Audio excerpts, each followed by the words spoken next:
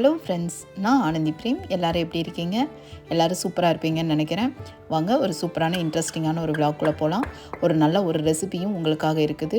இந்த குளிர்காலத்துக்கு பார்த்தீங்கன்னா மேட்டெல்லாம் காயறதே கிடையாது. அதனால் ஒரு சின்ன டிப்ஸ் என்ன அப்படின்னா, ஹாட் வாட்டரில் நீங்கள் வந்து நல்லா வாஷ் பண்ணி புழிஞ்சு போட்டிங்க அப்படின்னா ஈஸியாக சீக்கிரமாக காஞ்சிடும். அதே டைமில் பார்த்திங்கன்னா செடிகளும் பார்த்திங்கன்னா இந்த வின்டருக்கு ரொம்ப ஒரு மாதிரி இருக்கும். அதனால் தண்ணி மட்டும் கொஞ்சம் அளவாக ஊற்றுங்க. அப்போ வந்து உங்களுக்கு செடி வந்து நல்லாயிருக்கும். இப்போ வாங்க நம்ம ஒரு சூப்பரான ஒரு ரெசிபி. கோல்டுக்கு வந்து இந்த ரெசிபி சாப்பிட்டீங்க அப்படின்னா கண்டிப்பாக உங்களுக்கு சரியாகும். அதுவும் எல்லா குழந்தைகளும் இதை வந்து ரொம்ப விரும்பி நல்லா சாப்பிடுவாங்க. எப்படி பண்ணுறதுன்னு பார்க்கலாம். இந்த ரெசிபியோட ஏஜ் பார்த்திங்கன்னா ஒரு 100 இயர்ஸே இருக்கும். ஏன்னா எங்கள் அம்மாவோட அம்மம்மா அந்த மாதிரி அவங்க செஞ்ச ரெசிபி தான். அம்மா தான் செய்கிறாங்க.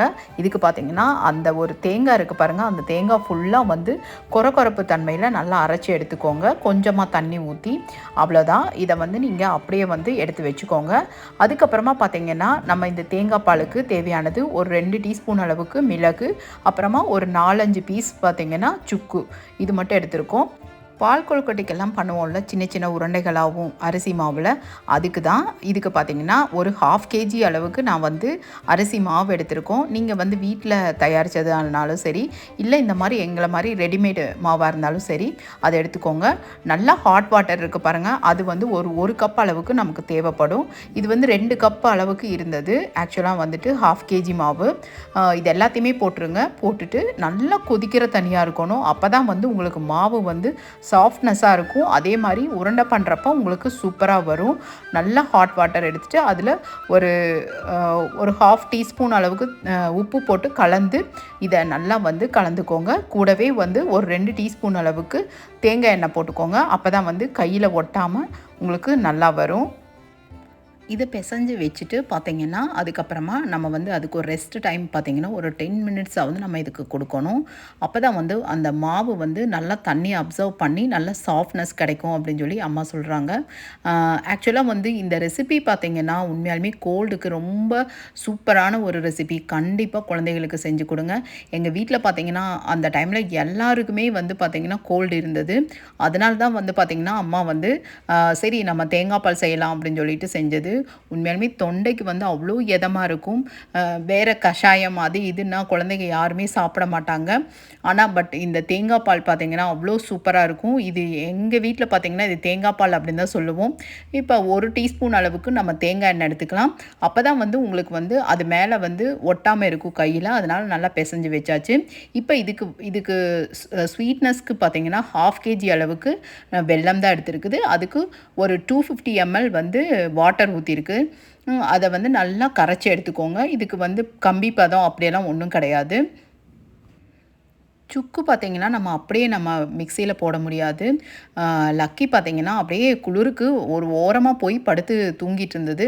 அதனால் அந்த சுக்கெல்லாம் பார்த்திங்கன்னா நல்லா தட்டிட்டு நல்லா வந்து மிளகையும் சுக்கையும் நல்லா வந்து நம்ம வந்துட்டு ட்ரையாக வந்து வறுத்து எடுத்துக்கணும். இப்போ பார்த்திங்கன்னா நம்ம உருண்டைகள்லாம் செஞ்சு வச்சுக்கணும். இது குழந்தைங்க இருந்தால் கூட அவங்கக்கிட்டேயும் கொடுங்க. அதெல்லாம் ஆசையாக அவங்க வந்து ரொம்ப சூப்பராக ஜாலியாக இதை வந்து செஞ்சு தருவாங்க. எங்கள் வீட்டில் குழந்தைங்க இல்லை, அதனால தான் வந்து நானும் அம்மாவும் தான் செஞ்சிட்ருக்கோம். இதில் கொஞ்சம் மாவு மட்டும் இப்படி எடுத்து வச்சுக்கணும். ஏன்னா இது கரைச்சி நம்ம வந்து அதில் ஊற்றணும். அப்போ தான் வந்து உங்களுக்கு அந்த திக்னஸ் நல்லா சூப்பராக இருக்கும். இப்போ வந்து நம்ம இதை ஃபில்ட்ரு பண்ணி எடுத்தாச்சு. பாகு வந்து ஒரு நல்ல கனமான பாத்திரம் எடுத்துக்கோங்க. அதில் தான் வந்து நம்ம இப்போ பண்ணணும். இப்போ வந்து நம்ம தேங்காய் அரைச்சி வச்சோம் பாருங்கள், தரி தரியாக, அதையும் வந்து அந்த பாகு கூடவே நீங்கள் ஆட் பண்ணிக்கோங்க. ஆட் பண்ணிவிட்டு அதுக்கு தேவையான அளவு ஒரு 2-3 டம்ளர் அளவுக்கு நம்ம வந்து தண்ணி ஊற்றிக்கலாம். இப்போ வந்து 250 ml கிளாஸ் தான் வாட்டர் தான். அதில் பார்த்திங்கன்னா நான் ஒரு 3 கிளாஸ் அளவுக்கு நான் தண்ணி வந்து இதில் ஊற்றிருக்கேன்.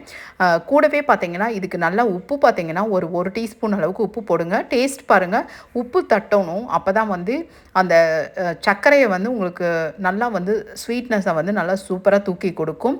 இப்போ இந்த பொடியும் பண்ணி எடுத்துகிட்டு வந்தாச்சு. சுக்கும் மிளகும் பொடி பண்ணி அதை எடுத்துகிட்டு வந்து தனியாக வச்சுக்கோங்க. இது வந்து நம்ம கடைசியில் தான் நம்ம ஆட் பண்ணுவோம். இது வந்து நல்ல ஒரு கொதி வரணும். அப்போ தான் வந்து நம்ம இந்த உருண்டைகளை சேர்த்த முடியும்.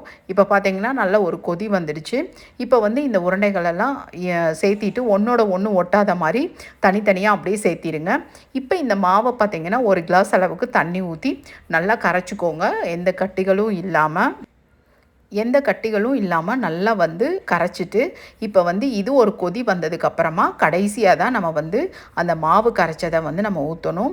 இப்போ பார்த்திங்கன்னா நம்ம உடனே வந்து கரண்டி போடக்கூடாது. அந்த மாவு வந்து உங்களுக்கு கரைஞ்சி போயிடும் அந்த உருண்டைகள்லாம். அதனால் ஒரு 2 நிமிஷத்துக்கு வந்து அதுவும் கொதிக்கட்டும். அதுக்கப்புறமா வந்து நம்ம கரண்டி போட்டுக்கலாம். இப்போ வந்து நம்ம கரைச்சி வச்ச அந்த மாவையும் வந்து அதில் ஊற்றிட்டு இப்போ நல்லா கலந்து விட்டுறணும். ஏன்னா அடி பிடிக்கும். உங்களுக்கு மாவு அரிசி மாவு வந்து உள்ளே போச்சு அப்படின்னா அப்படியே அடியில் போய் சேர்ந்து உங்களுக்கு வந்து அப்படியே அடி பிடிக்கிற மாதிரி ஆகிடும். அதனால் அப்பப்போ வந்து கலந்துகிட்டே இருக்கணும்.